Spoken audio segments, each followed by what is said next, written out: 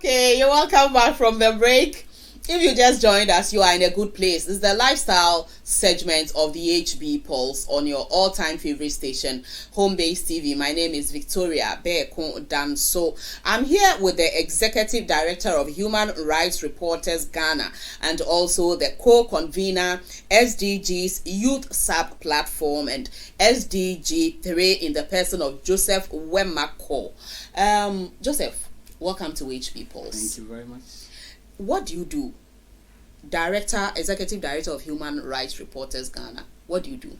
Okay, so the Human Rights Reporters Ghana is an initiative of young Ghanaian journalists, lawyers, editors, and human rights activists who have come together to address issues of human rights violations, to bring the country closer to achieving the Sustainable Development Goals.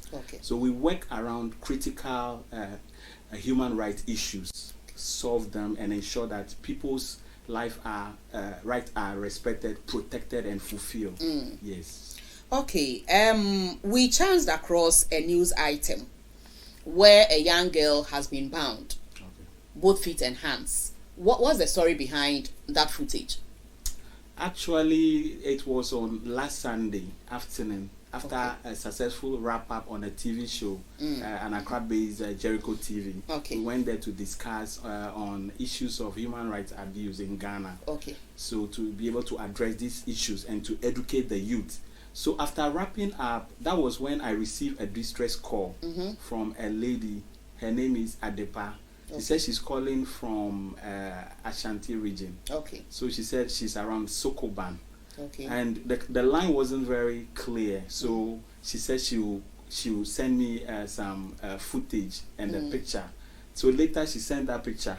So I called to ask what is going on, and she said they were going somewhere to get some gravels to work, and she described the area as a wooden structure and an uncompleted building.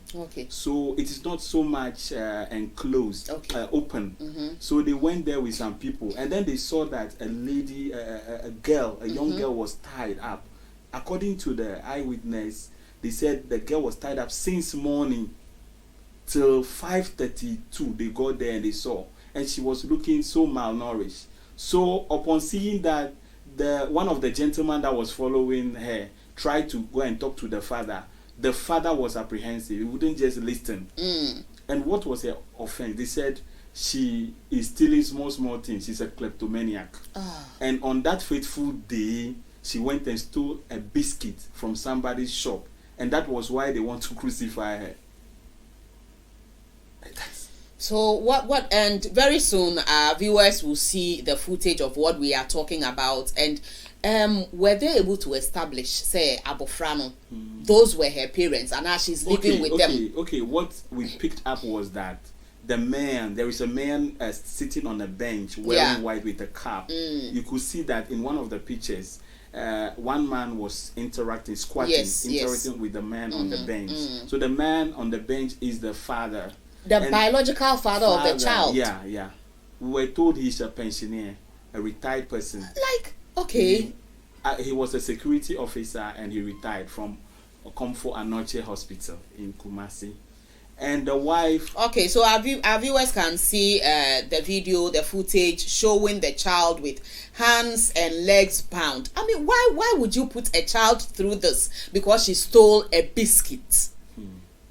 And to tell you worse of that, they've been beating them up all the time, torturing them. They say the man has about 10 children, and this is one of them, the youngest. And the woman with him now is a stepmother.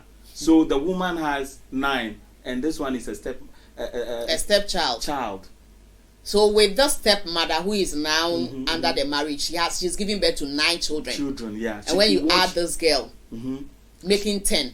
But this girl is not her own. And so they go about maltreating her.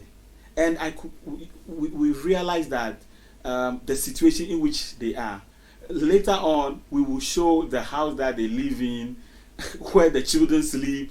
You'll be surprised to see. You'll be sad to see the kind of lifestyle they are living. Which area is this? They are living in penury. That place, we call it Ampame or something of that sort. Ampaame. Ampame. Okay. I don't know. Okay. It's an adjoining community around Sokoban. Right. So when you saw this, what did you do with the information? Oh, quickly we decided to put it out there. We did shed a light on it publication. It was all over on social media. We used our social media handles.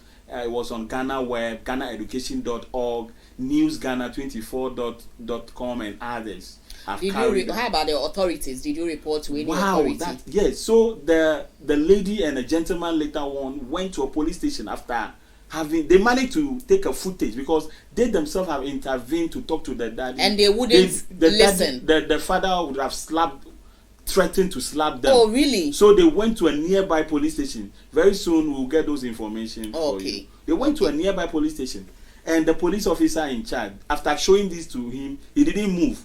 They said he was talking to a Chinese man. We don't know what kind of interaction that was going on. Is it a business or whatever? And you have seen such a footage, and you were not moved as a human.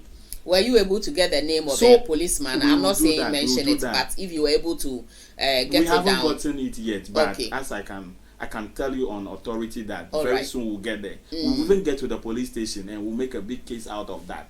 So he told the lady and the gentleman that the gentleman is actually a pastor. He has a church nearby. So he just told them that they should wait. They kept waiting like about 25 minutes. At the police station. They were also fed up because they have a church service in the evening. So they had to leave. And that was all. The police didn't care at all. So I don't know whether they have seen the story. But if they haven't seen, we will be there and show the story to them and see what they will do afterwards. But we've realized that the people over there, they need help. In what way? Looking at their lifestyle, their surrounding. The children are not in school.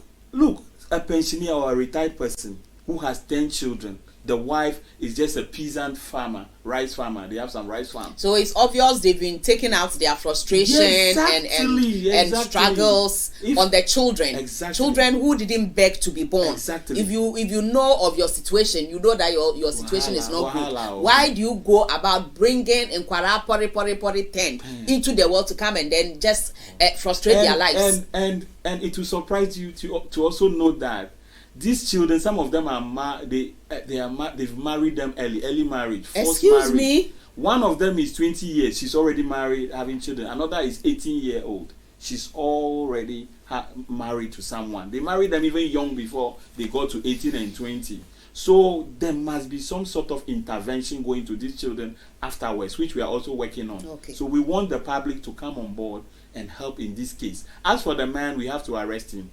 Then after that, maybe prosecute him or something. Then probably we'll look at his situation and see how best we can intervene to help these children. For us, the children's life matters. They need to go to school. They need to be well fed. They are all malnourished, especially that child. That child, though she's alive now, we have everything, image, another picture of her and all that. When you see the picture, later on, we will let you have that one so that we talk about that and see how best we can galvanize support for this family. They need help.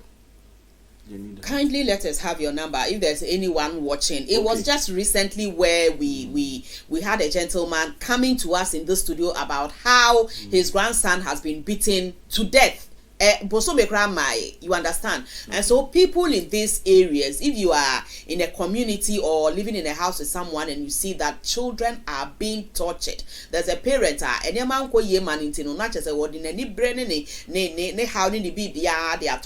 so some people are maltreating their children and taking them through hell. Put out your number so that people can contact you. Okay, so I can be reached on 0243 676813. I will take it again.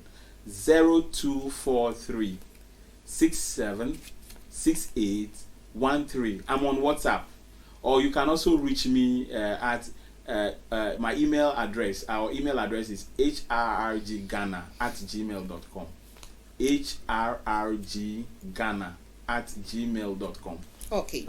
You are interested in human rights. Before we go, advise us, tell us something final to our audience, anything at all that is on your heart by way of education or advice that you want us to know. Yes, so my advice to all Ghanaians and people even watching beyond Ghana, let us get to know our rights. And when we get to know our rights, let us also teach others so that they will also know this. And let us not infringe upon the rights of people. Because if you know your right, if somebody too knows his or her right, the best way is to protect it. So let's be each other's protector. And let us help the poor and the vulnerable, those of us who are having. The haves should help the have-nots. And then the education on human rights should be extended to all boundaries. And we want the law enforcement agencies. I was going to ask you that, are you in liaison with any of these ministries, I don't know, Ministry of Gender, Children's Social Protection, Social Welfare? Are you in liaison with any of them? Yes, so with Shraj, we are membership. Our group is a membership of an NGO forum under Shraj. With the gender, we don't have any link with them. With the social welfare, we also have a link. We also have a link because we belong to a coalition of NGOs, Ghana Civil Society Organization on NGOs. So we are a coalition. So we know each other, but the support is not coming. The support is not coming. We want people to support us. Wildaf Ghana and all others, they should come on board. All those organizations that are champion issues of human rights. It's the whole thing is like sometimes we are competing with each other. We are supposed to be instead of having a common cause and then joining forces. That you are leading or you are doing this. I don't see it as I'm leading.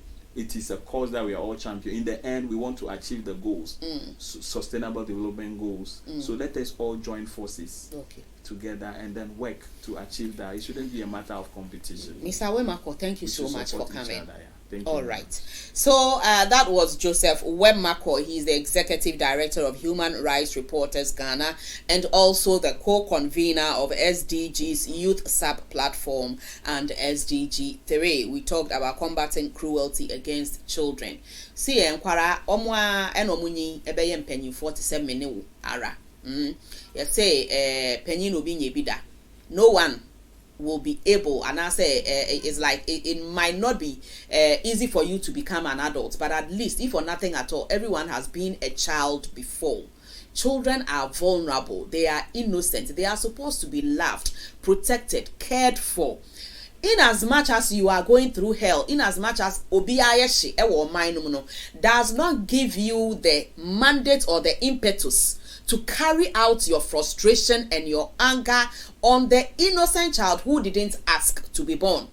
If you're living with someone's child, you cannot take care of them. Please take them back to their families. You have absolutely no right to treat them as if they are lesser human beings. I'm very passionate when it comes to issues of children because they are defenseless. They can't defend